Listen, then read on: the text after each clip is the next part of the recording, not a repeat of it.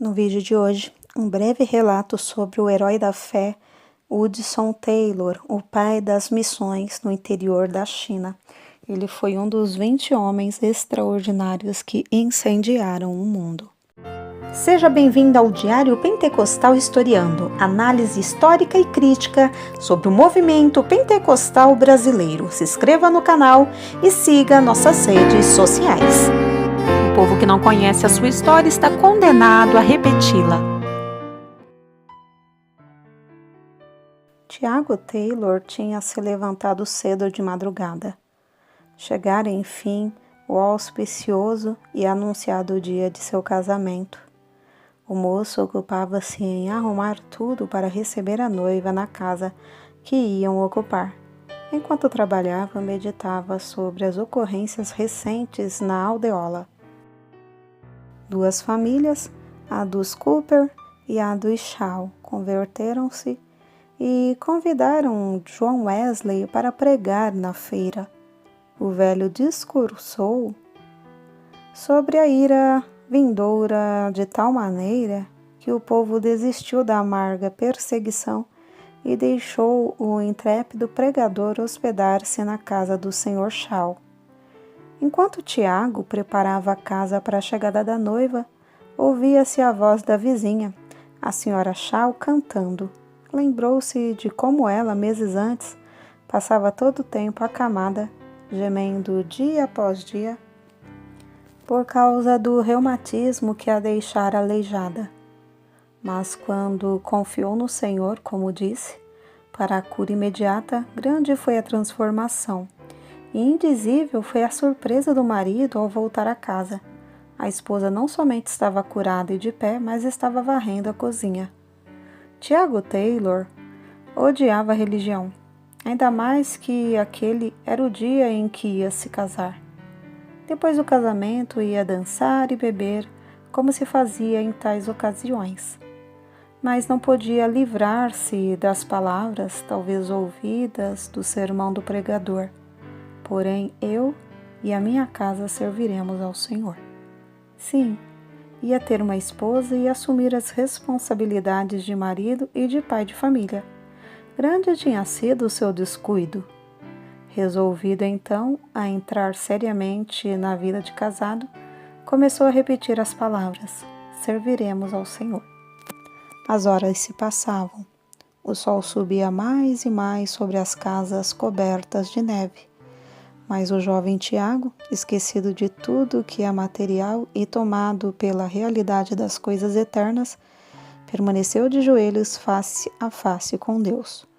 O amor do Salvador, por fim, venceu o seu coração, e Tiago Taylor levantou-se com a alma cheia do Senhor Jesus. Podemos imaginar como os sinos dobraram, como a noiva e os convidados se impacientaram nesse dia. Já havia passado a hora para a cerimônia de casamento, quando o jovem despertou do enlevo com Deus e se levantou da oração. Depois de vestir-se, venceu rapidamente os 3 quilômetros até o vilarejo de Royston. Sem perder tempo em perguntar ao rapaz a razão de tanto atraso, o culto foi realizado e Tiago e Elizabeth saíram da igreja casados. O jovem não vacilou e, ao sair, contou tudo acerca da sua conversão ao ouvido de Beth. Ao ouvir o que ele relatava, exclamou em tom de desespero: casei-me então com um desses metodistas. Não houve dança nesse dia. A voz e o violino do noivo foram usados para glorificar o mestre. Beth, apesar de saber em seu coração que Tiago tinha razão, continuou a resistir e a queixar-se dia após dia. Então, certa feita, quando se mostrava ainda mais contrariada, o robusto Tiago levantou-a nos braços e a levou para o quarto, onde ajoelhou-se ao seu lado, derramando a sua alma em oração por ela. Comovida pela profundeza da mágoa e cuidado que Tiago sentia por sua alma, ela começou a sentir também seu pecado. No dia seguinte, de joelhos ao lado do marido, Elizabeth Taylor clamou a Deus, renunciando à vaidade do mundo e entregando-se a Cristo. É assim como os bisavós que começa a verdadeira biografia do herói da fé, Hudson Taylor. Os avós e os pais, por sua vez, criaram seus filhos no mesmo temor de Deus.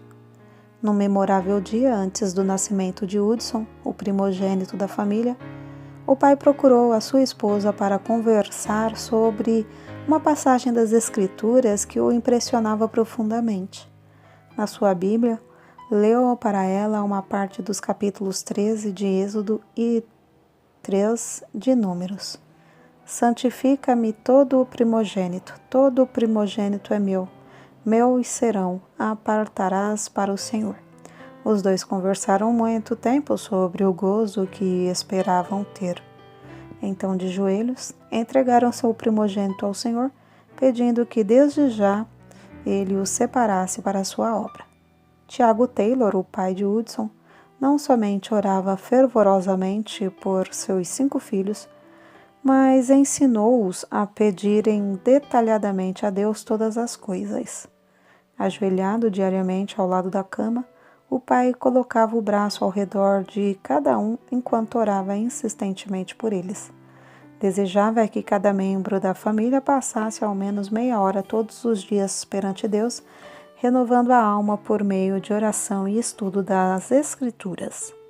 A porta fechada do quarto da sua mãe diariamente ao meio-dia, apesar das suas constantes e inumeráveis obrigações, tinha também grande influência sobre todos, pois sabiam que ela assim se prostrava perante Deus para renovar suas forças e para que o próximo se sentisse atraído ao amigo invisível que habitava nela.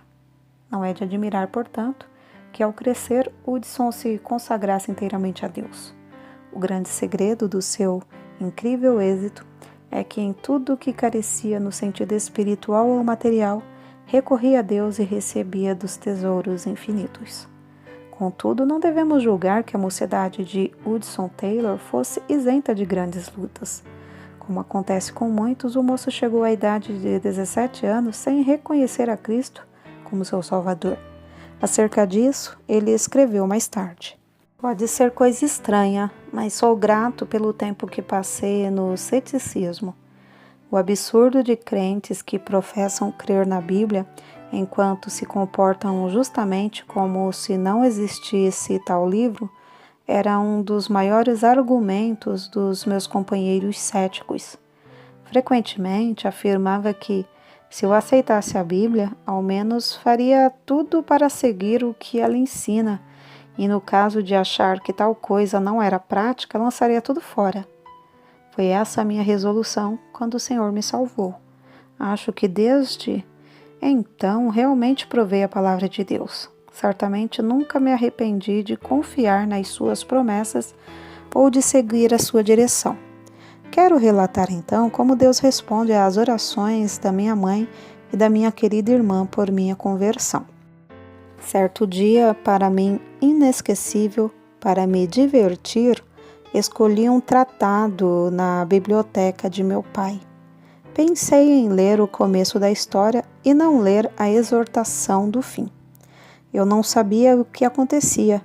Ao mesmo tempo, no coração da minha querida mãe, que estava a mais de 100 quilômetros de casa, ela levantara-se da mesa anelando a salvação de seu filho.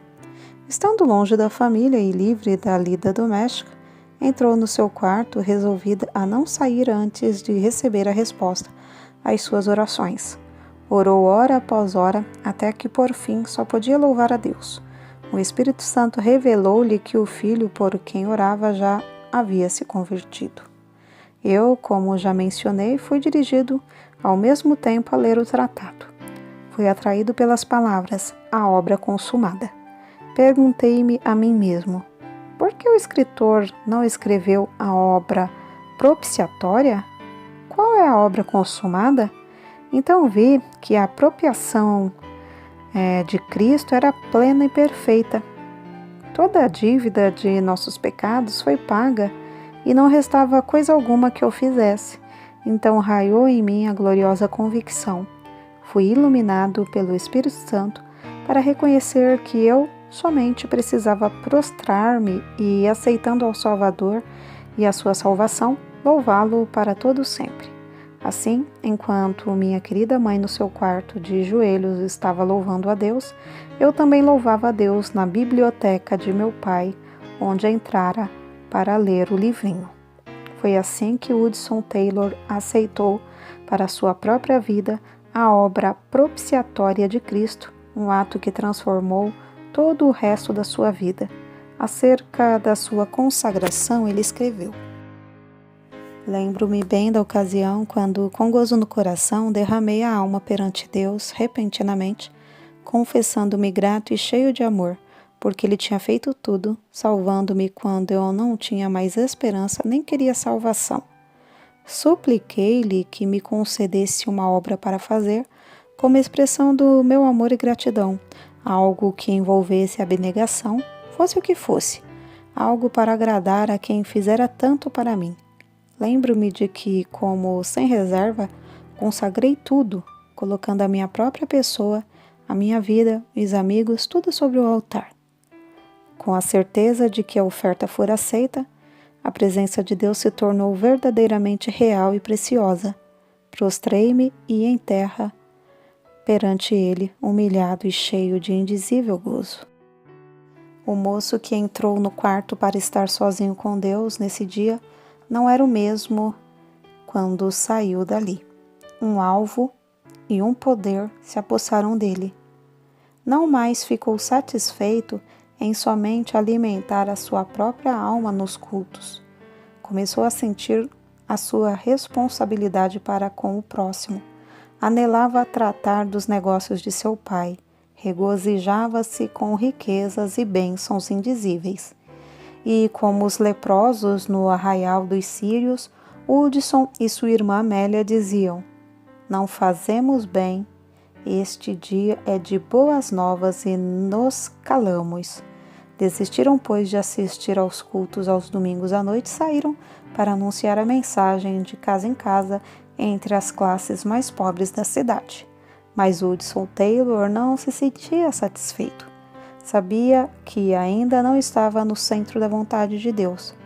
Na angústia de seu espírito, como aquele da antiguidade, clamou: Não te deixarei ir, se não me abençoares. Então, sozinho e de joelhos, surgiu na sua alma um grande propósito.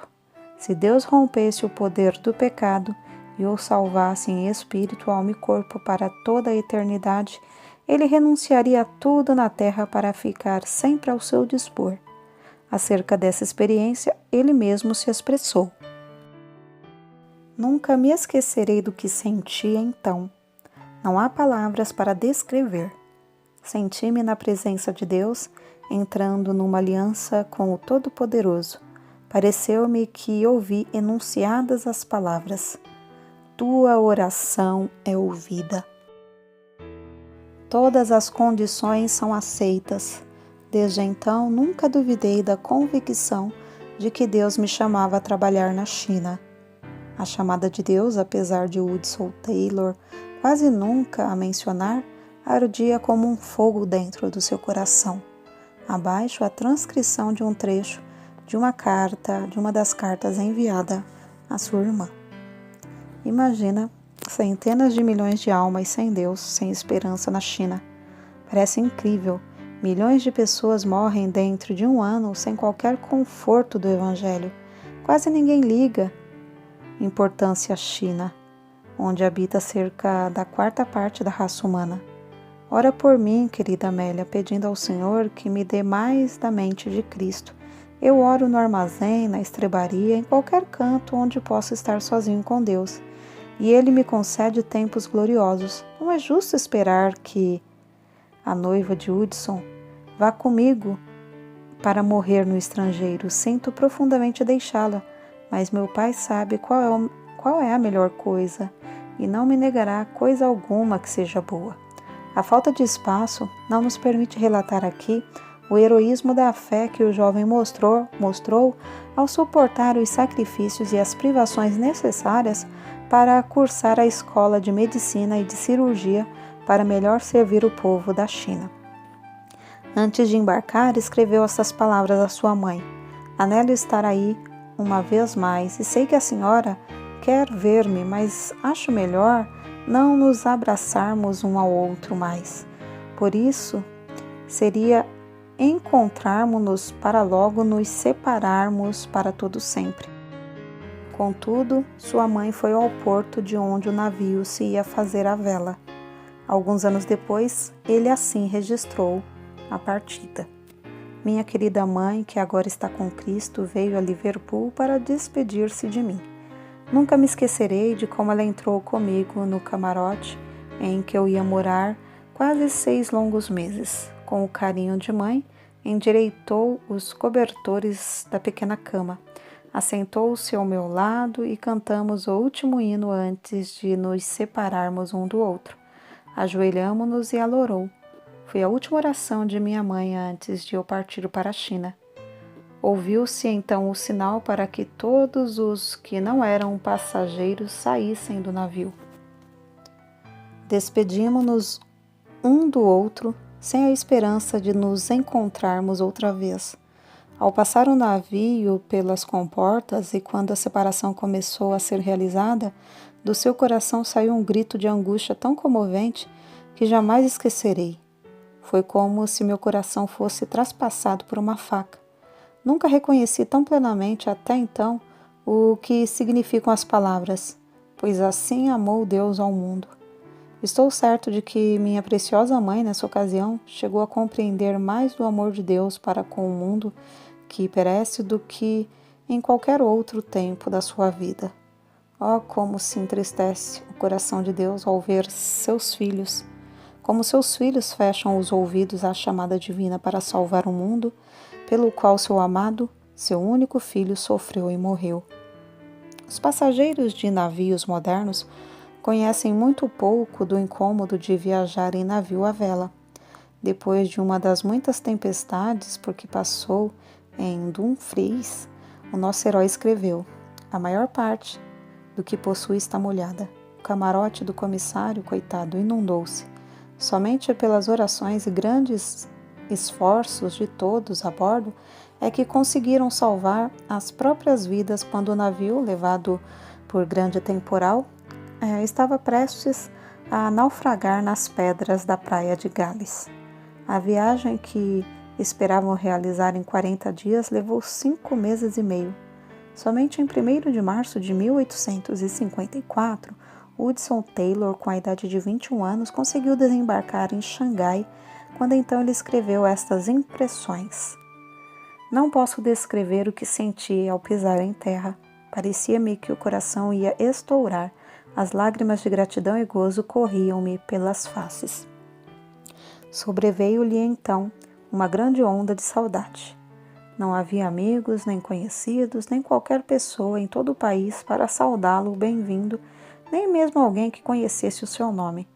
Nesse tempo, a China era a terra incógnita, a não ser os 5 portos no litoral abertos à residência de estrangeiros.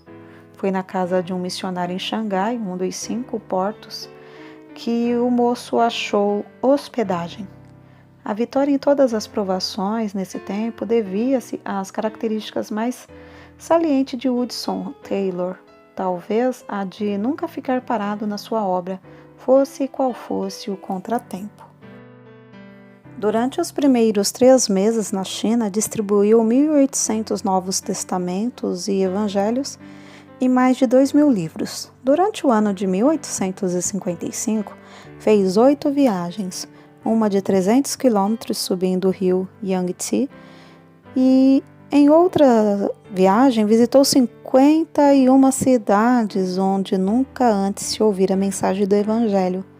Nessas viagens, foi sempre prevenido do perigo que corria a sua vida entre um povo que nunca tinha visto estrangeiros. Para ganhar mais almas para Cristo, apesar da censura dos demais missionários, adotou o hábito de vestir-se como os chineses. Rapou a cabeça na frente, deixando o resto dos cabelos a formar trança comprida. A calça, que tinha mais de meio metro de folga Ele a segurava conforme o costume com um cinto. As meias eram de chita branca, o calçado de cetim. O manto pendendo dos ombros sobressaíam-lhe a ponta dos dedos das mãos mais que 70 centímetros. Mas uma das cruzes mais pesadas que o nosso herói teve de levar foi a falta de dinheiro, quando a missão que o enviara se achava sem recursos. Em 20 de janeiro de 1858, Hudson Taylor casou-se com Maria Dear, uma missionária de talento na China. Desse enlace nasceram 5 filhos. A casa em que moravam primeiro, na cidade de Ningpo, tornou-se depois o berço da famosa missão no interior da China. As privações e os encargos de serviço em Xangai, Ningpo e outros lugares eram tais que Hudson Taylor, antes de completar 6 anos na China, foi obrigado a voltar à Inglaterra para recuperar a saúde. Foi para ele quase como que uma sentença de morte quando os médicos informaram-lhe de que nunca mais devia voltar à China. Entretanto, o fato de perecerem mais de 1 milhão de almas todos os meses na China era uma realidade para Hudson Taylor. Com seu espírito indômito, ao chegar à Inglaterra, iniciou imediatamente a tarefa de preparar um inário e a revisão do Novo Testamento para os novos convertidos que deixara na China. Usando ainda o traje chinês, trabalhava tendo o mapa da China na parede e a Bíblia sempre aberta sobre a mesa. Depois de alimentar-se e fartar-se da palavra de Deus, fitava o mapa, lembrando-se dos que não tinham tais riquezas. Todos os problemas ele os levava a Deus. Não havia coisa alguma demasiadamente grande, nem tão insignificante que não fosse deixada com o Senhor em oração. Em razão de suas atividades, estava tão sobrecarregado de correspondência e nos trabalhos dos cultos em prol da China, que após a sua chegada, passaram-se mais de 20 dias antes de conseguir abraçar seus queridos pais em Barnsley. Passava às vezes a manhã, outras vezes à tarde, em jejum e oração. O trecho seguinte, escrito por ele, mostra como a sua alma continuou a arder pela obra missionária através de seus discursos nas igrejas da Inglaterra. Havia a bordo, entre os companheiros de viagem, certo chinês que se chamava Pedro. Passara alguns anos na Inglaterra, mas apesar de conhecer algo do Evangelho, não reconhecia coisa alguma do seu poder para salvar. Senti-me ligado a ele e esforcei-me em orar e falar para levá-lo a Cristo. Mas quando o navio se aproximava de Sungkyuan e eu me preparava para ir à terra pregar e distribuir tratados, ouvi o grito de um homem que caíra na água. Fui ao convés com os outros e Pedro tinha desaparecido. Imediatamente arriamos as velas, mas a correnteza da maré era tal que não tínhamos a certeza do lugar onde o homem caíra. Vi alguns pescadores próximos que usavam uma rede varredora. Angustiado, clamei: venham passar a rede aqui, pois um homem está morrendo afogado. Vé bin, foi a resposta inesperada, isto é, não é conveniente. Não falem se é ou não conveniente, venham depressa antes que o homem pereça. Estamos pescando. Eu sei, mas venham imediatamente e pagarei bem. Quanto nos quer dar? $5, mas não fiquem conversando, salvem o homem sem demora. $5 não basta, responderam ele, não o faremos por menos de $30. Mas não tenho tanto, darei tudo o que tenho. Quanto tem o senhor? Não sei, porém não é mais do que $14. Então os pescadores vieram e passaram a rede no lugar indicado. Logo a primeira vez apanharam o corpo do homem, mas todos os meus esforços para restaurar-lhe respiração foram inúteis. Uma vida fora sacrificada pela indiferença dos que podiam salvá-la quase sem esforço. Ao ouvirem contar essa história, uma onda de indignação passou por todo o grande auditório. Haveria em todo o mundo um povo tão endurecido e interesseiro como esse? Mas, ao continuar o seu discurso, a convicção feriu ainda mais o coração dos ouvintes. O corpo, então, tem mais valor que a alma? Censuramos esses pescadores dizendo que foram culpados da morte de Pedro, porque era coisa fácil salvá-lo. Mas que acontece com os milhões que estamos deixando perecer para toda a eternidade? Que diremos acerca da ordem implícita: ide por todo o mundo, pregai o evangelho a toda criatura? Deus nos diz também: livra os que estão destinados à morte e os que são levados para a matança, se os puderes retirar. Se disseres: eis que não o sabemos, porventura aquele que pondera os corações não o considerará? E aquele que atenta a tua alma não o saberá? Não pagará ele ao homem conforme a sua obra? Credes que cada pessoa entre esses milhões da China tem uma alma imortal, e que não há outro nome debaixo do céu dado entre os homens, a não ser o precioso nome de Jesus, pelo qual devamos ser salvos? Credes que ele só, é o caminho, a verdade e a vida, e que ninguém vai ao Pai senão por ele? Se assim o credes, examinai-vos a vós mesmos para ver se estáis fazendo todo o possível para levar seu nome a todos. Ninguém deve dizer que não é chamado para ir à China. Ao enfrentar tais fatos, todas as pessoas precisam saber se tem uma chamada para ficar em casa. Amigo, se não tens certeza de uma chamada para continuar onde estás, como podes desobedecer à clara ordem do Salvador para ti? Se estás certo, contudo, de estares no lugar onde Cristo quer, não por causa do conforto ou dos cuidados da vida, então estás tu orando como convém em favor dos milhões de perdidos da China? Estás tu usando teus recursos para a salvação deles? Certo dia, não muito depois de haver regressado à Inglaterra, Hudson Taylor veio a saber que o número de missionários evangélicos na China diminuíra em vez de aumentar. Apesar de a metade da população pagã estar na China, o número de missionários durante o ano tinha diminuído de 115 para somente 91.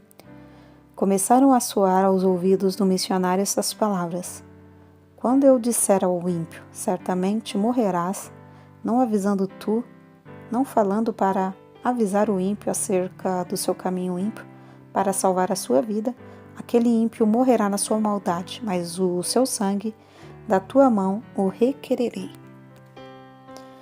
Era um domingo, 25 de junho de 1865, pela manhã. Hudson Taylor, cansado e doente, estava com alguns amigos em Brighton, à beira-mar. Mas não podendo suportar mais o regozijo da multidão na casa de Deus, retirou-se para andar sozinho nas areias da maré vazante. Tudo ao redor era paz e bonança, mas na alma do missionário rugia uma tempestade. Por fim, com alívio indizível, clamou: Tu, Senhor, tu podes assumir todo o encargo.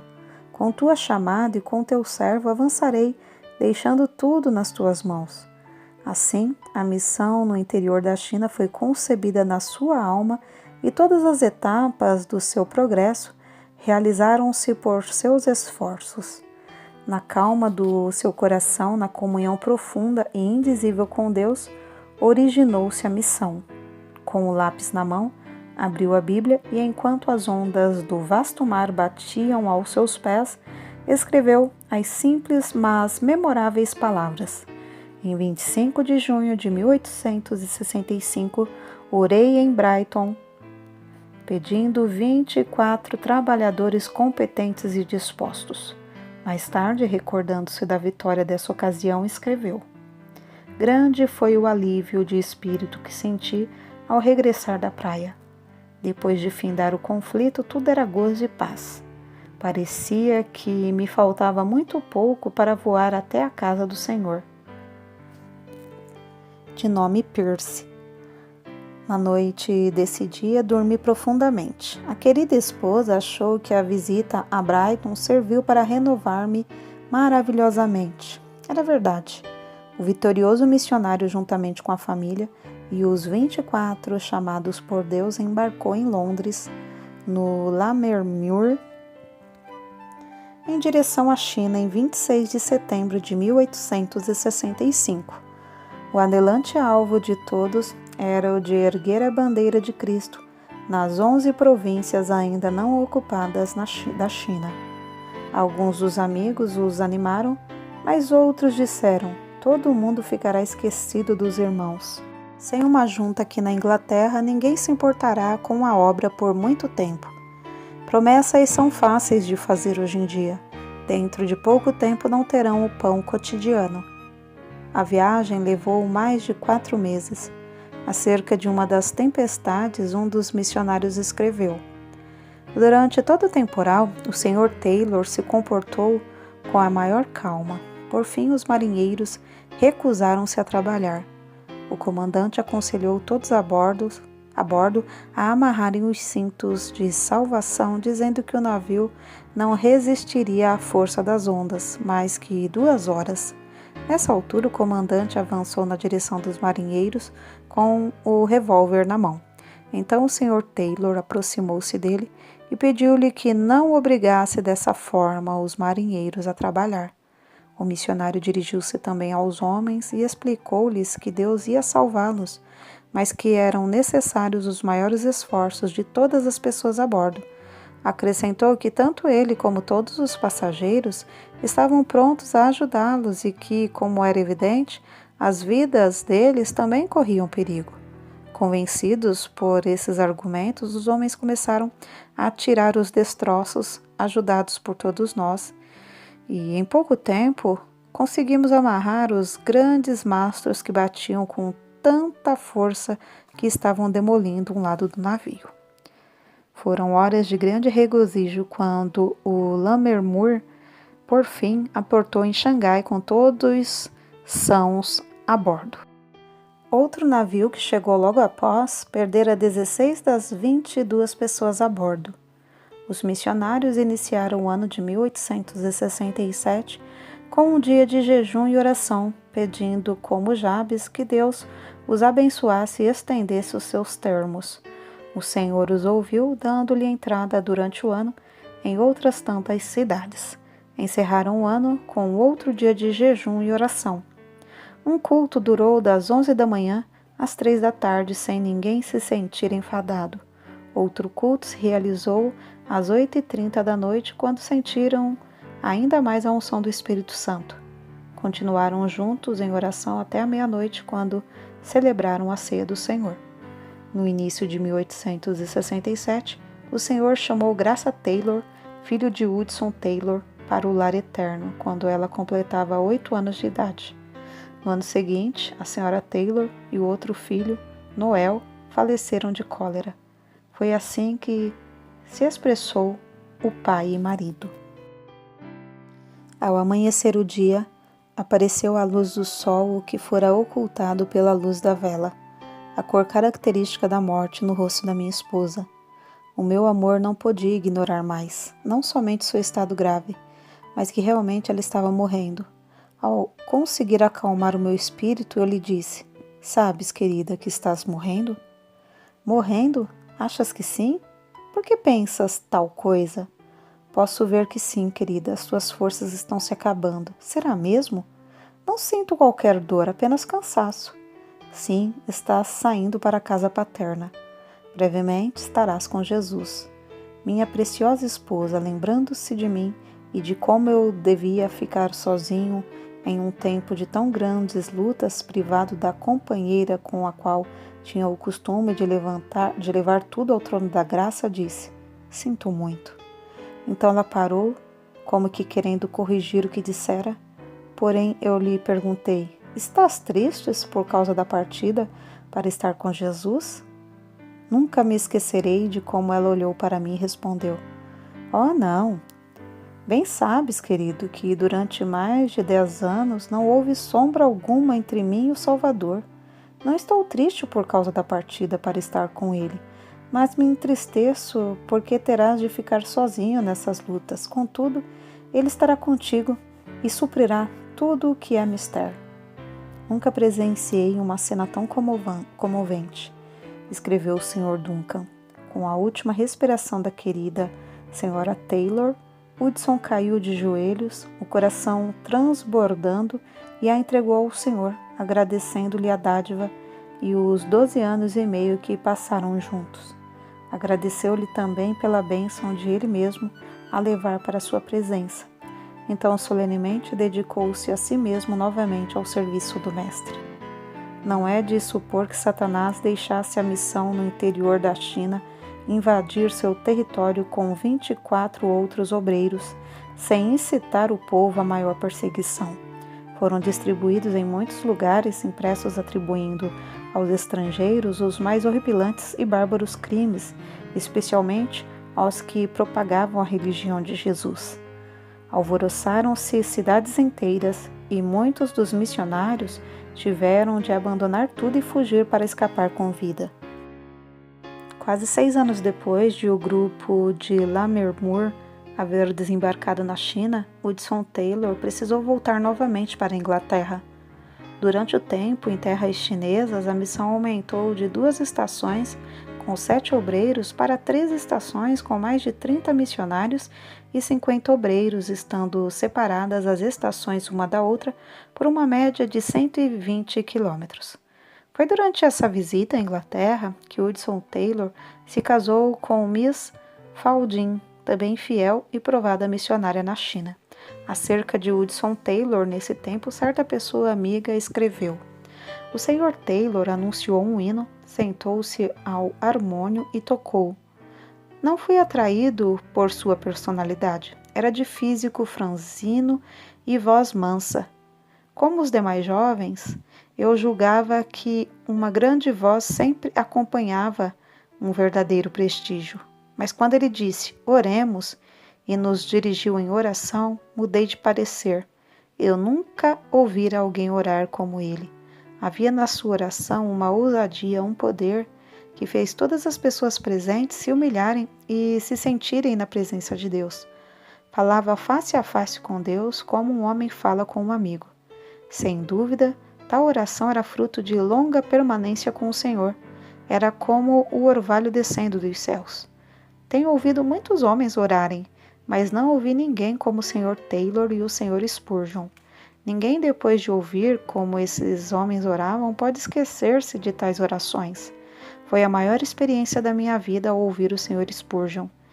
Era como se ele tivesse tomado a mão do auditório de 6.000 pessoas e as levado ao Santo dos Santos. E ouvir o Sr. Taylor rogar pela China era reconhecer algo do que significa a súplica fervorosa do justo. Foi em 1874, quando com a esposa subiam o grande rio Yangtze e ele meditava sobre as 9 províncias que se estendiam dos trópicos de Burma ao planalto da Mongólia e às montanhas do Tibete, que Hudson Taylor escreveu: "A minha alma anseia e o coração arde pela evangelização de centenas de milhões de habitantes dessas províncias sem obreiros. Oh, se eu tivesse 100 vidas a dar ou gastar por eles!" Mas no meio da viagem receberam notícias da morte da fiel missionária Amélia Blatchel, na Inglaterra. Ela não somente cuidava dos filhos do Sr. Taylor, mas também servia como secretária da missão. Grande foi a tristeza de Hudson ao chegar à Inglaterra e achar não somente os seus queridos filhos separados e espalhados, mas a obra da missão quase paralisada. Mas isso não foi ainda a sua maior tristeza. Na sua viagem pelo rio Yangtze, o Sr. Taylor, ao descer a escada do navio, sofreu uma grande queda. Caiu sobre os calcanhares de tal maneira que o choque ofendeu a espinha dorsal. Depois que chegou à Inglaterra, o incômodo da queda agravou-se até ele ficar acamado. Sobreveio-lhe então a maior crise da sua vida, justamente quando havia maior necessidade de seus esforços. Completamente paralisado das pernas, tinha de passar todo o tempo deitado de costas. Uma pequena cama era a sua prisão. É melhor dizer que era a sua oportunidade. Ao pé da cama, na parede, estava fixado um mapa da China, e ao redor dele, de dia e de noite, estava a presença divina. Aí, de costas, mês após mês, permaneceu o nosso herói rogando e suplicando ao Senhor em favor da China. Foi-lhe concedida a fé para pedir que Deus enviasse 18 missionários. Em resposta aos seus apelos para oração, escritos com a maior dificuldade e publicados no jornal, 60 moços responderam de uma vez. Dentre eles, 24 foram escolhidos. Ali, ao lado do leito, ele iniciou aulas para os futuros missionários e ensinou-lhes as primeiras lições da língua chinesa, e o Senhor os enviou para a China. Lê-se o seguinte acerca de como o missionário, com o corpo inutilizado, nesse tempo ficou bom. Ele foi tão maravilhosamente curado em resposta à oração que podia cumprir com um incrível número de suas obrigações.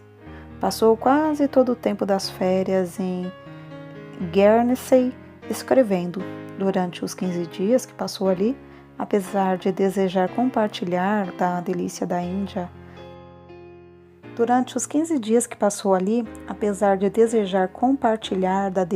da linda praia com seus filhos, saiu com eles apenas uma vez. Mas as cartas que enviou para a China e outros lugares valiam mais do que ouro. Acerca de uma visita que lhe fez na China, certo missionário assim escreveu: Nunca me esquecerei do gozo e da amável maneira com que me saudou. Conduziu-me logo para o escritório da missão no interior da China. Devo dizer que foi para mim uma surpresa, ou choque, ou ambas as coisas. Os móveis eram caixotes. Uma mesa estava coberta de inúmeros papéis e cartas. Ao lado do lume havia uma cama bem arrumada, tendo um pedaço de tapete a servir de cobertor. Nessa cama, o Sr. Taylor descansava de dia e de noite. O Sr. Taylor, sem qualquer palavra de desculpa, deitou-se na cama e travamos a palestra mais preciosa da minha vida. Toda a ideia que eu tinha das qualificações para ser um grande homem foi completamente mudada. Não havia nele coisa alguma do espírito de superioridade. Vi nele o ideal de Cristo, da verdadeira grandeza tão evidente que permanece ainda no meu coração através dos anos até o presente momento.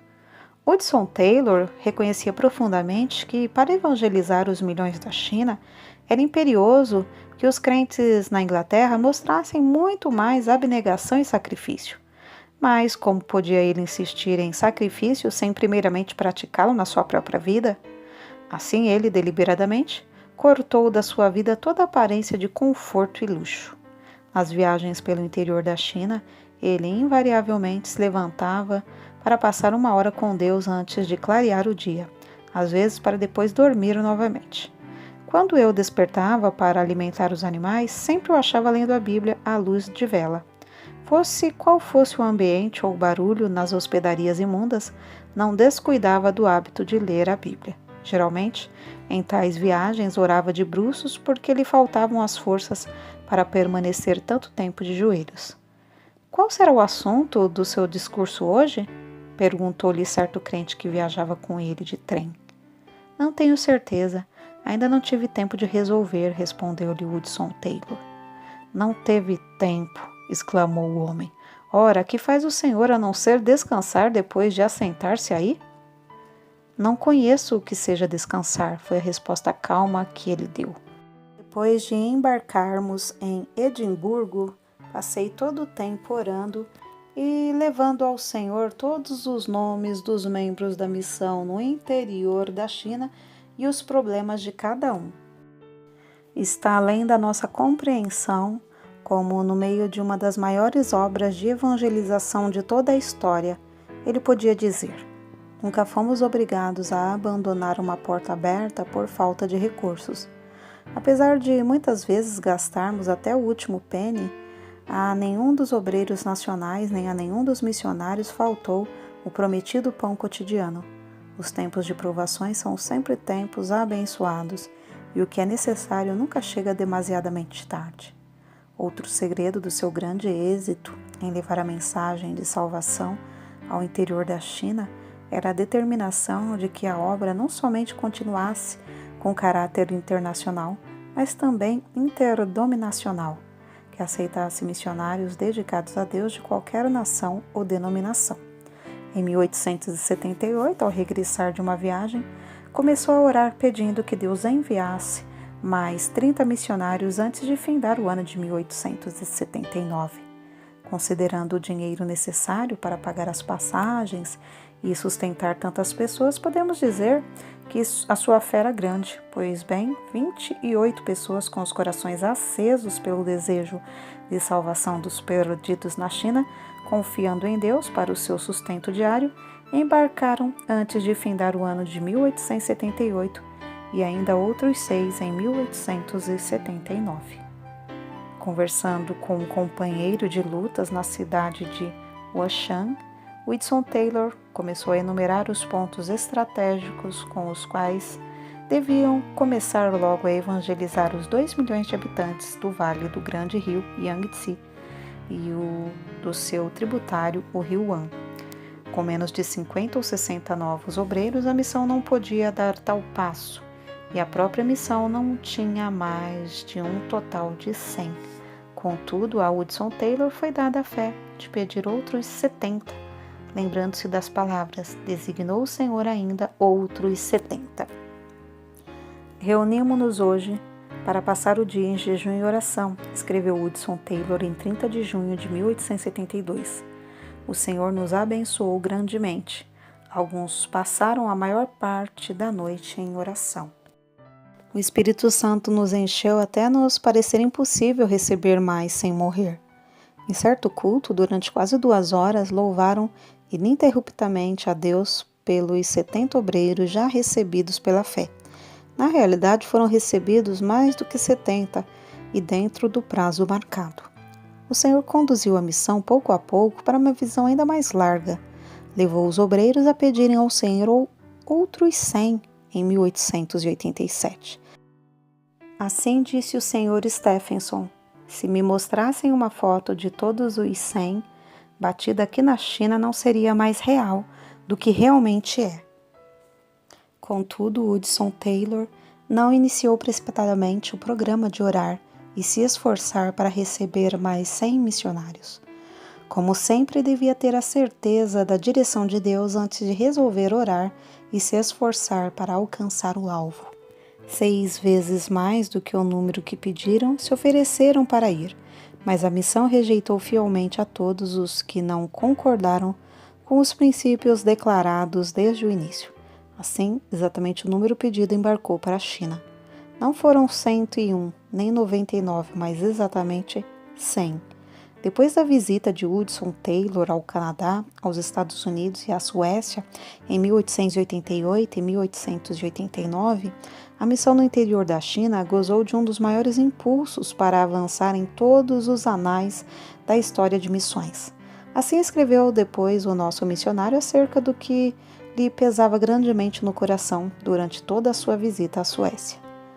Confesso-me envergonhado de que até essa ocasião nunca tivesse meditado sobre o que o Mestre realmente queria dizer ao mandar pregar o Evangelho a toda criatura. Esforcei-me durante muitos anos, como muitos outros servos de Deus, para levar o Evangelho aos lugares mais distantes. Planejei alcançar todas as províncias e muitos dos distritos menores da China, sem compreender o sentido evidente das palavras do Salvador, a toda criatura. O número total de evangelizadores entre os crentes da China não excedia 40 mil. Se houvesse outro tanto de adesões, ou mesmo 3 vezes mais, e se cada um levasse a mensagem a 8 de seus patrícios, mesmo assim não alcançariam mais de 1 milhão. A toda criatura as palavras abrasavam-me no íntimo da alma, mas como a igreja e eu mesmo falhávamos em aceitá-las justamente como Cristo queria. Isto eu percebi então. Para mim havia apenas uma saída, a de obedecer. Qual será a nossa atitude para com o Senhor Jesus Cristo quanto a essa ordem? Suprimiremos o título Senhor que foi lhe dado para reconhecê-lo apenas como nosso Salvador? Aceitaremos o fato de ele tirar a penalidade do pecado, mas nos recusarmos a confessar que fomos comprados por bom preço e que ele tem o direito de esperar a nossa obediência implícita? Diremos que somos os nossos próprios senhores, prontos a conceder-lhe apenas o que lhe é devido? A Ele que nos comprou com seu próprio sangue com a condição de não pedir demasiado? As nossas vidas, os nossos queridos, as nossas possessões são somente nossas, não são dele?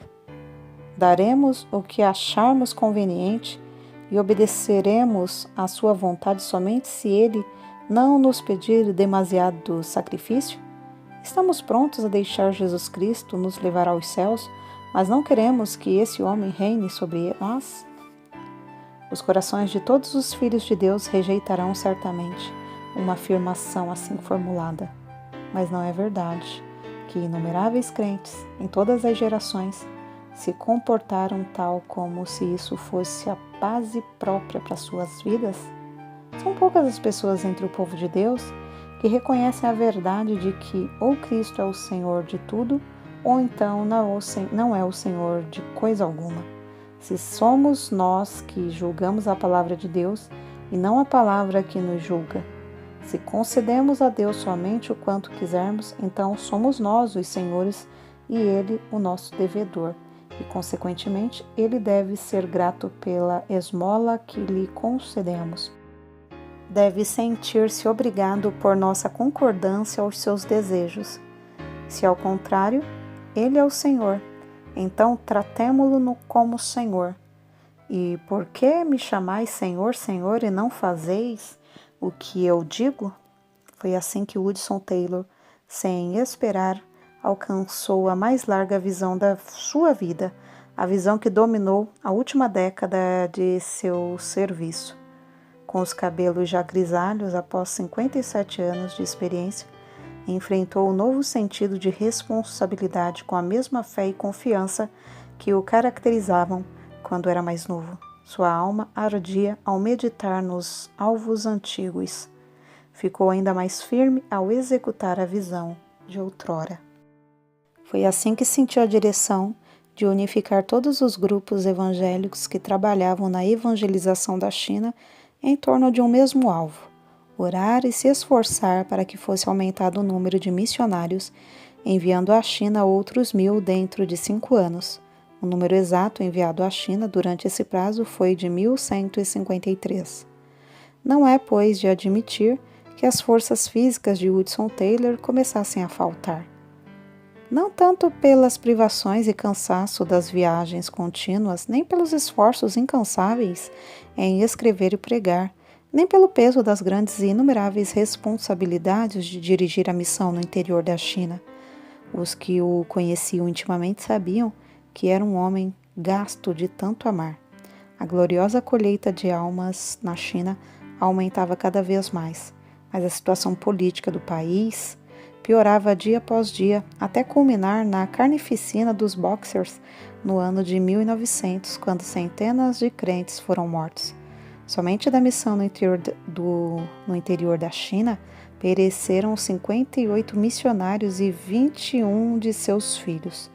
Hudson Taylor e sua esposa estavam novamente na Inglaterra, quando começaram a chegar telegrama após telegrama avisando-os dos horripilantes acontecimentos na China. Aquele coração que tanto amava cada missionário quase cessou de pulsar. Acerca desse acontecimento, assim, manifestou-se: não sei ler, não sei pensar, nem mesmo sei orar, mas sei confiar. Certo dia, alguns meses depois, Hudson Taylor, com o coração transbordante e as lágrimas correndo-lhe pelas faces, estava contando o que lera em uma carta que acabara de receber de 2 missionárias, escrita um dia antes de elas morrerem nas mãos dos Boxers. Eis o que ele disse: o gozo de sair de tal motim de pessoas enfurecidas para estar na sua presença, para ver o seu sorriso. Quando pôde continuar, acrescentou: elas agora não estão arrependidas. Têm a imperecível coroa, andam com Cristo em vestes brancas porque são dignas. Falando acerca de seu grande desejo de ir a Xangai para estar ao lado dos refugiados, ele disse: não sei se poderei ajudá-los, mas sei que me amam. Se pudessem chegar-se a mim nas tristezas para chorarmos juntos, Ao menos poderiam ter um pouco de conforto, mas ao lembrar-se de que tal viagem lhe era impossível por causa da saúde, a sua tristeza parecia maior do que podia suportar. Apesar de sentir profundamente a sua incapacidade para trabalhar como de costume, achou grande conforto em estar com sua esposa, o qual tanto amava. Findara o tempo em que deviam passar longos meses e anos separados um do outro nas lutas em tantos lugares. Foi em 30 de julho de 1904 que sua esposa faleceu. Não sinto nada de dor, dizia ela, apesar da ânsia em respirar. Então, de madrugada, percebendo a angústia de espírito do seu marido, pediu-lhe que orasse rogando ao Senhor que a levasse logo. Foi a oração mais difícil da vida de Hudson Taylor, mas pelo amor que lhe tinha, ele orou pedindo a Deus que libertasse o espírito da sua esposa. Logo que orou, dentro de 5 minutos, cessou a ânsia e não muito depois ela adormeceu em Cristo. A desolação de espírito que Hudson Taylor sentiu depois da partida da sua fiel companheira era indescritível. Todavia, achou indizível paz nesta promessa: a minha graça te basta. Começou a recuperar as forças físicas e na primavera fez a sua 7ª viagem aos Estados Unidos. Dali, fez a última viagem à China, desembarcando em Xangai em 17 de abril de 1905. O valente líder da missão, depois de tão prolongada ausência, foi recebido em todos os lugares com grandes manifestações de amor e estima da parte dos missionários e crentes, especialmente dos que escaparam dos intraduzíveis espetáculos da insurreição dos Boxers. Em Xinjiang, o veterano missionário visitou o cemitério onde estão gravados os nomes de 4 filhos e o da esposa. As recordações eram motivo de grande gozo, isto é, o dia da grande reunião se aproximava. No meio da viagem, quando visitava as igrejas na China, sem ninguém esperar, nem ele mesmo, findou a sua carreira na terra. Seu passamento aconteceu na cidade de Changsha, em 3 de junho de 1905. Sua nora contou o seguinte sobre o ocorrido. O querido papai estava deitado. Como sempre gostava de fazer, tirou as cartas dos queridos da sua carteira e as estendeu sobre a cama. Baixou-se para ler uma das cartas perto do candeeiro aceso, colocado na cadeira ao lado do leito. Para que ele não se sentisse demasiadamente incomodado, puxei outro travesseiro e o coloquei por baixo da sua cabeça e assentei-me numa cadeira ao seu lado. Mencionei as fotografias da revista Missionário que estava aberta sobre a cama. Howard tinha saído para ir buscar algo para comer, quando o papai de repente virou a cabeça e abriu a boca como se quisesse espirrar. Abriu a boca a 2ª e a 3ª vez. Não clamou, não pronunciou qualquer palavra, não mostrou qualquer dificuldade para respirar, nada de ânsia. Não olhou para mim e não parecia cônscio. Não era a morte, era a entrada na vida imortal. Seu semblante era de descanso e sossego. Os vincos do rosto, feitos pelo peso da luta de longos anos, pareciam haver desaparecido em poucos momentos. Parecia dormir como criança no colo da mãe. O próprio quarto parecia cheio de indizível paz. Na cidade de Xinjiang, à beira do grande rio que tem a largura de mais de 2 quilômetros, foi enterrado o corpo de Hudson Taylor. Muitas foram as cartas de condolências recebidas de fiéis filhos de Deus do mundo inteiro. Emocionantes foram os cultos celebrados em vários países em sua memória. Impressionantes foram os artigos e os livros impressos acerca das suas vitórias na obra de Deus. Mas as vozes mais destacadas, as que Hudson Taylor mais apreciava, se pudesse ouvi-las, eram as de muitas crianças chinesas que, cantando louvores a Deus, deitaram flores sobre o seu túmulo.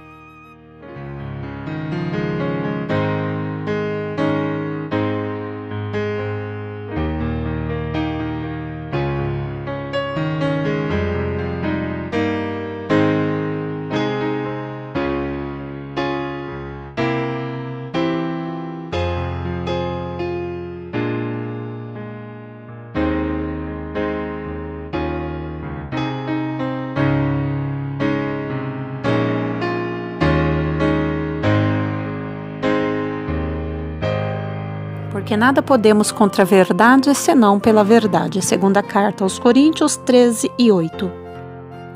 Se você gostou do conteúdo deste vídeo, se inscreva no canal, deixe o seu joinha, compartilhe e ative o sininho para receber do YouTube as notificações dos novos vídeos.